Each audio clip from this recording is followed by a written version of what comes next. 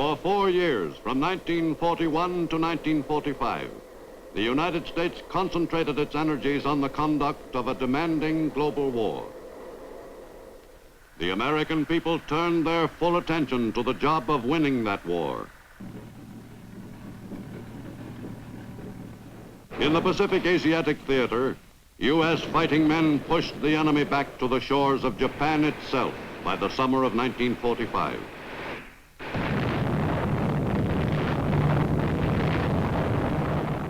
In early August, the U.S. brought the enemy finally to the point of surrender after some 44 months of the most grueling warfare.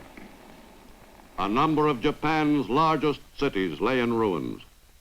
The course of aggression on which the Japanese nation had embarked some 14 years earlier had led to a tragic end.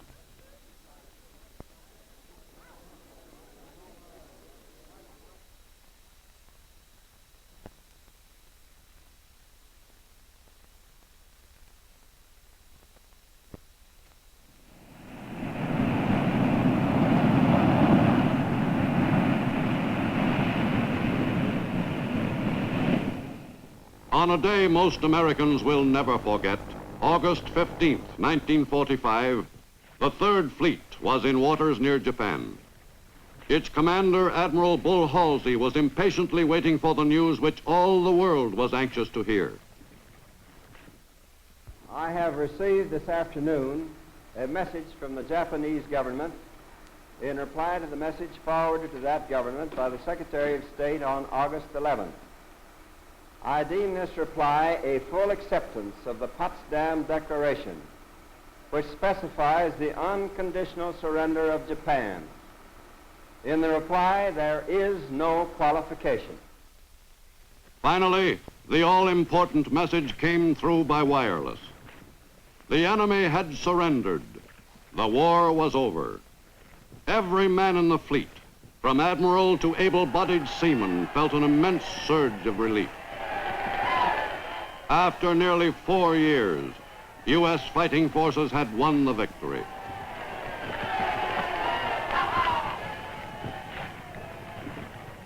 On August 30th, American troops of the 6th Marine Division landed on Japanese soil at Yokosuka Naval Base, south of Tokyo.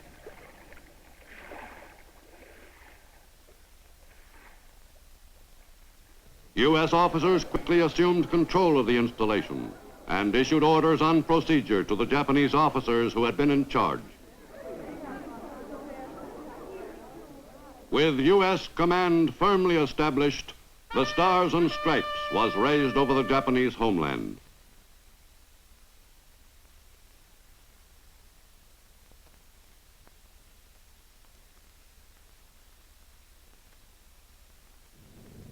Later that same day, a silver C-54 bearing an important passenger came into Atsugi Airfield near Tokyo.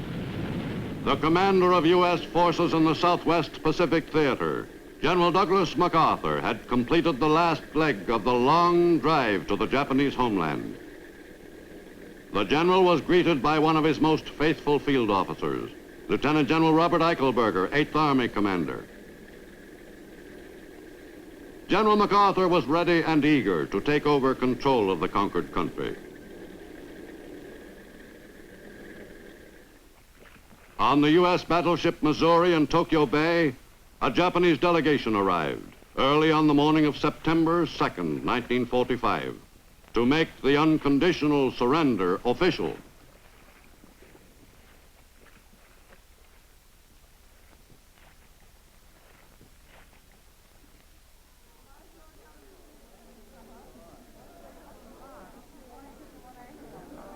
The Japanese contingent faced an impressive array of Allied officers. The ceremonies were directed by the new Supreme Commander of the Allied forces in Japan, General MacArthur, who took a firm attitude toward the conquered people.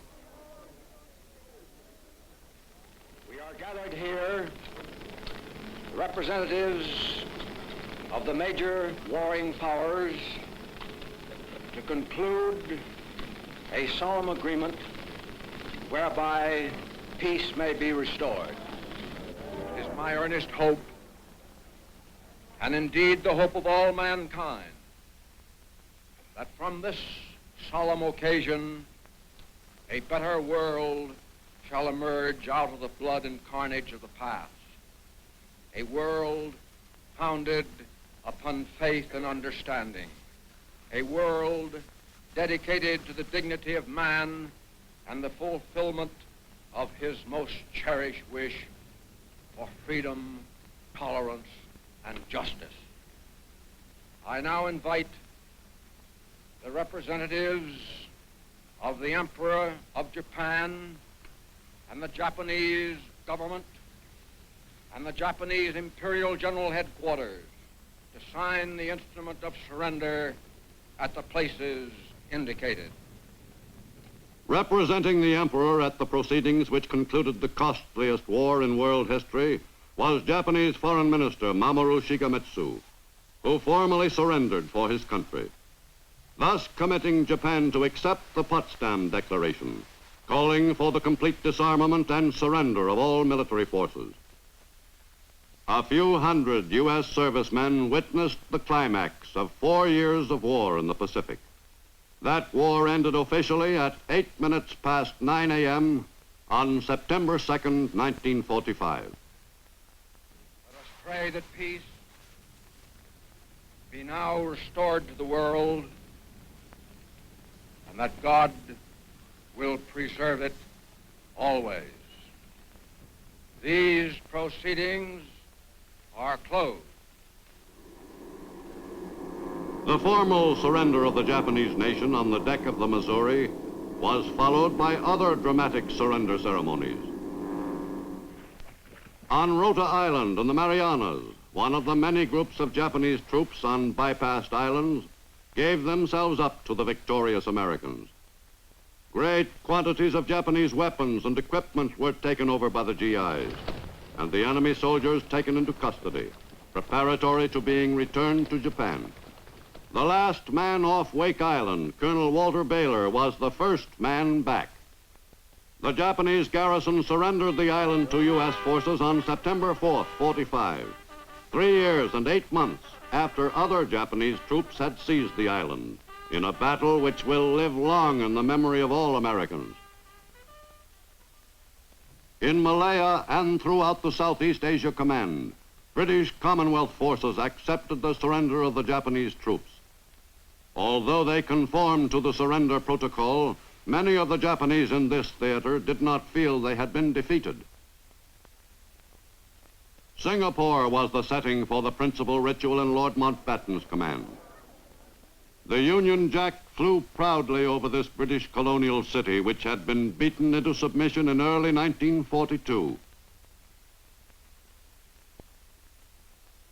In the Philippines, General Jonathan Wainwright arrived after a quick flight from Japan to accept the surrender of the Japanese forces in those islands. Forces commanded by General Tomoyuki Yamashita.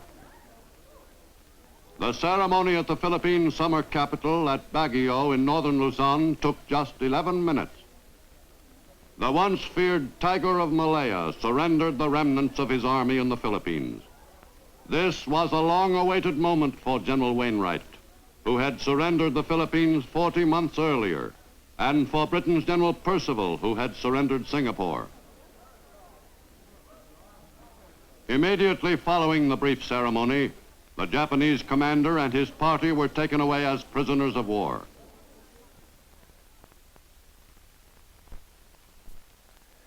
Japan wore the face of a conquered nation.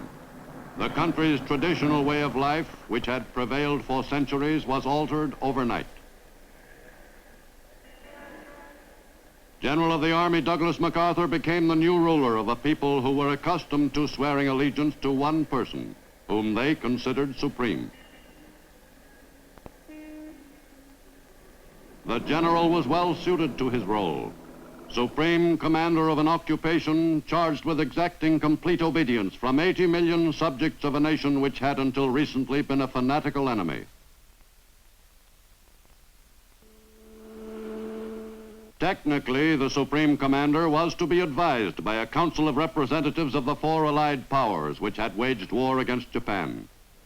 But actually, this body was impotent from the start. The delegates were constantly at odds, and any recommendations they made were given scant attention. The deposed ruler of the Japanese people, Emperor Hirohito and the Empress Nagako, were stripped of their divinity by the occupation, but it was decided not to try the emperor as a war criminal. With the royal authority curtailed, the emperor had more time for his study of marine biology. The sparing of the emperor, still revered by his people, proved a good political move by the occupation. But Japan's top war leaders received far different treatment.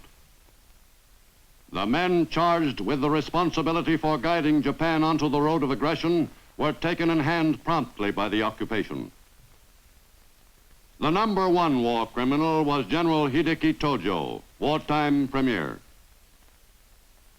On November 12, 1948, after hearings which lasted 2.5 years, the International Military Tribunal convened to pass sentence on some of the top Japanese war leaders.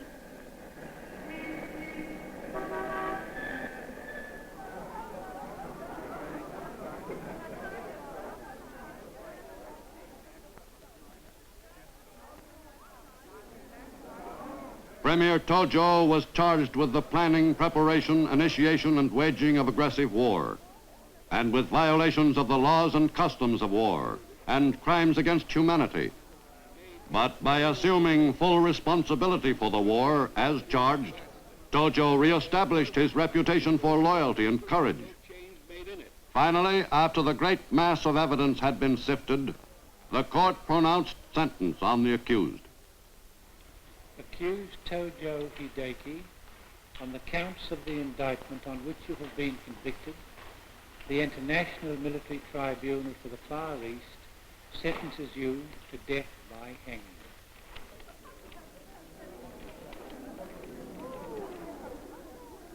The occupation's job of controlling 80 million people who had until recently hated America and Americans went smoothly. The once despised GIs were assisted by Japanese police who had been judged trustworthy. The Japanese people seemed to reconcile themselves quickly to the fact that the war was over and they had lost. The country's most immediate post-war problem was one of sustaining life, a problem Japan had in common with a number of other Asiatic lands. Nippon's 80 million people simply could not produce enough food to keep themselves alive. In the years following the end of the war, the Japanese were able to supply only about 3/4 of the food necessary for the population of the home islands, existing on a meager diet. One possible source of food expansion lay in the removal of restrictions on the permitted fishing area. The yield from the seas could conceivably be boosted above pre-war levels. Agriculturally, the situation was less flexible. The occupation had initiated a program of land reforms, which seemed a hopeful experiment. But the basic problem remained: not enough arable land, and the farmer's small income was drained by increased food and tax collections. Most Japanese, like Hiroshi Akabane, took a philosophical view of the situation.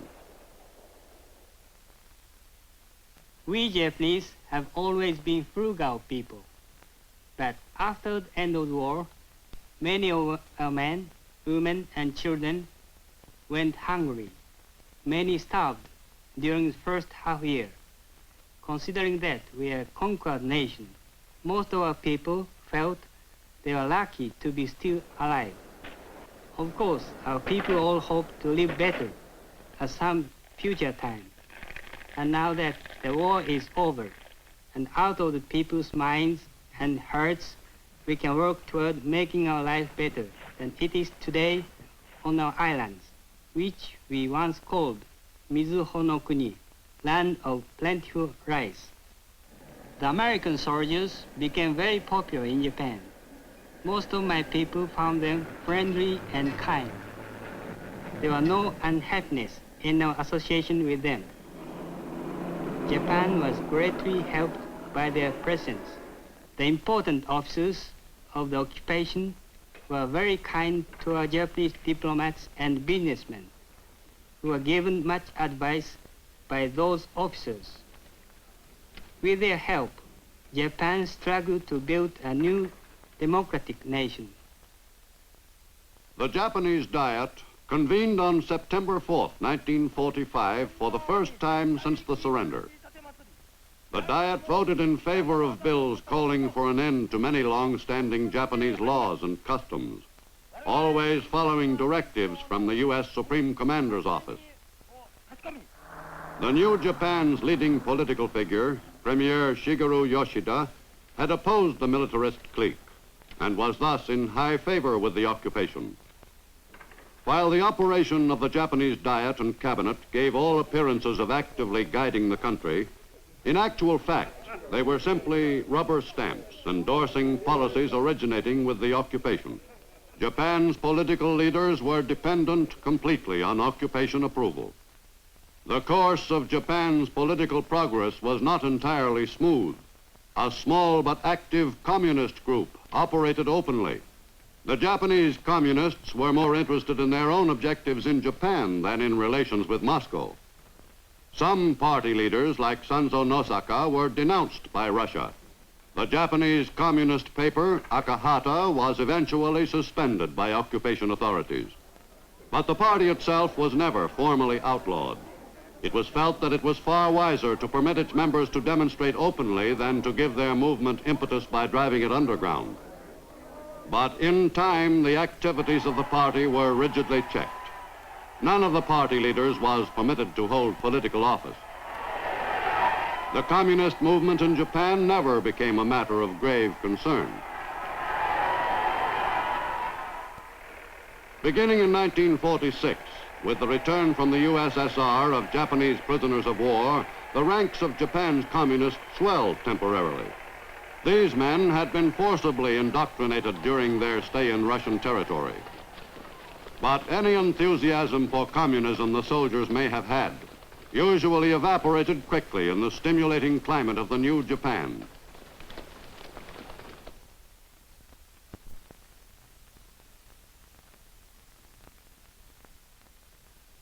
One of the first jobs the occupation concentrated on was instructing the Japanese in the ways of democracy. This introduction to an entirely new concept of acceptable conduct was received with interest by the Japanese. Japanese women walked alongside their husbands rather than a few paces behind. Romance blossomed spontaneously. Japanese girl often met Japanese boy informally, without any prearranged plan on the part of the parents. In the new Japan, women led active lives outside their homes, in addition to caring for their families. In the best American tradition, Japanese politicians campaigned for election. Although the privilege of helping select a candidate for office was still not fully appreciated by many Japanese people, they seemed to enjoy the procedure. In the new Japan, women were given the vote. Beginning in 1946, thousands of women who suddenly had political and legal rights by order of the government went to the polls. Some of the new voters cast their ballots for the same candidates their husbands backed. Some others voted exclusively for women candidates. In the first general election, women won 39 seats in the Diet.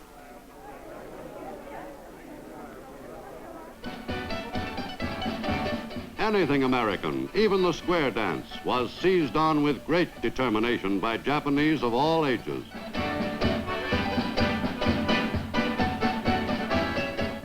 In their effort to become really democratic, the Japanese solemnly aped all the outward manifestations of American life.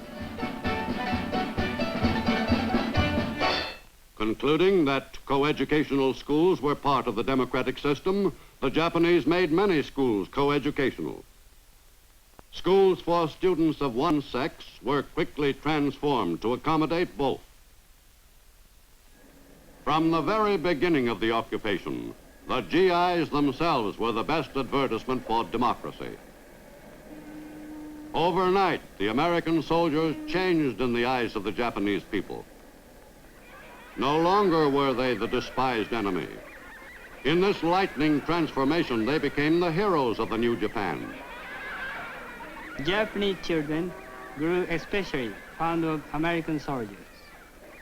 In Tokyo and other large cities, there are reminders of America everywhere you look. American motion pictures again became popular with the people all over Japan. There is no doubt that the Japanese were genuinely fascinated with the trappings of American civilization.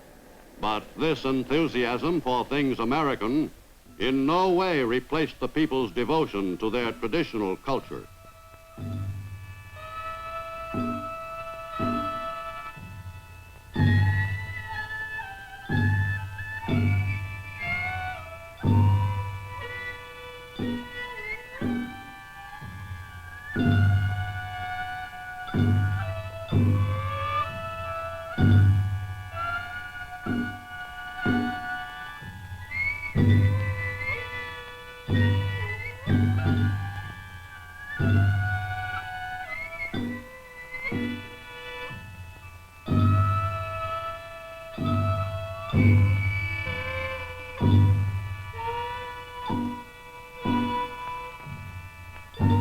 Japan's age-old culture still exerted a powerful attraction. Whether democracy could be successfully superimposed over such a strong national tradition in a few short years was questionable. But certainly the impression made by the American GIs on the Japanese people will be a lasting one. For centuries, most Japanese have been ardent Buddhists. And today, the majority of the population is Buddhist. In addition, many Japanese participate in Shinto, the worship of innumerable gods, modern as well as ancient. Before and during the war, the leaders of the government diverted this worship to their own purposes, the furthering of the war effort and the building up of the militarists and their program. In post-war Japan, Shinto is as strong as ever, but minus the elements of state Shintoism. In Kyoto, as in most large Japanese cities, Shinto festivals are held at various times of the year in honor of specific gods. This Gyun festival in Kyoto, Japanese cultural center, honored a god of prehistoric times.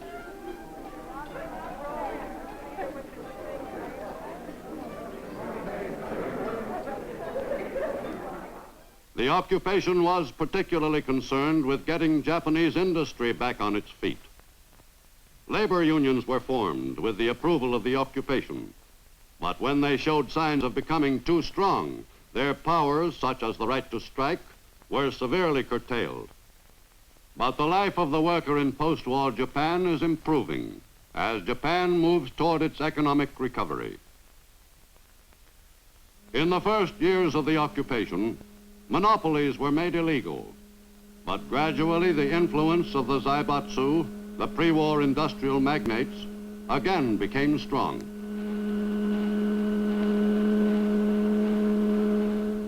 In the new Japan, there was a decidedly conservative cast to the leadership of Japanese industry, matching the situation in Japanese political life. Considering the circumstances which existed at the end of the war, the accomplishments of the occupation in helping effect Japan's recovery have been notable.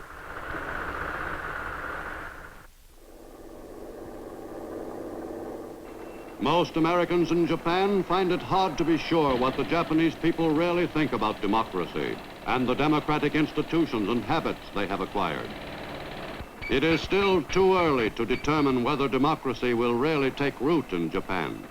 Whatever the occupation's achievements prove ultimately to be, the U.S. has successfully transformed an enemy nation into an ally and gained a most important bastion against communism in the Far East.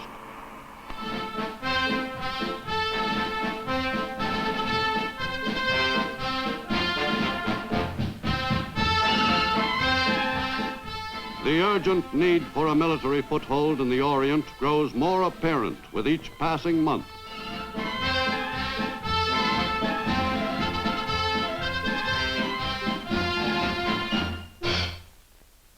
over Eastern and Southern Asia. The end of World War II was followed by eruptions of nationalism, eruptions which the Soviet Union in some areas turned to its own purposes.